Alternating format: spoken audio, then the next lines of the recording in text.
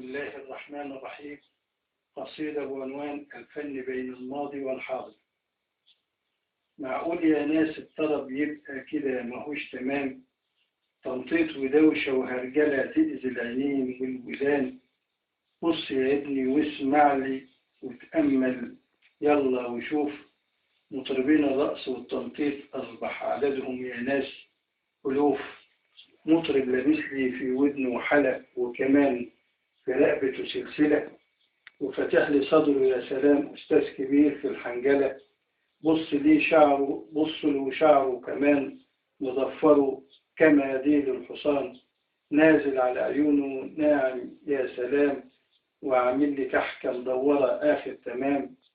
العيون اتزغللت ودن عادت ما بتسمعش كلام، والإنسان اكتئب من الدوشة ده برضه مش قادر ينام. حتى الكبار بقى زيهم زي الصغار لابسين المحزق والمشجر. فين بقى يبقى الحياة ويا القيم؟ فين يا عالم الطرب المحترم بتاع زمان؟ فين الكلام الحلو اللي كنا بنسمعه يشغل الودان؟ فينهم بقى قمة الطرب والاحترام؟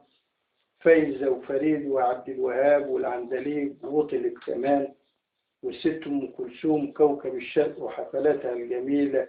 ياه والله زمان اللي كان صوتها يجلجل بالطرب كما شدوا البلابل بالفن يا ناس تمام. من قلوب الناس ألف رحمة ونور عليهم كلهم، وفي أعلى جناتك يا ربي ارحمهم واعلي شأنهم. الله يرحم فن الزمن الجميل اللي مضى، ويعود علينا تاني الفن والطرب الأصيل وأيام الهنا. معقول يا ناس الطرب يبقى كده ماهوش تمام؟ وشكرا.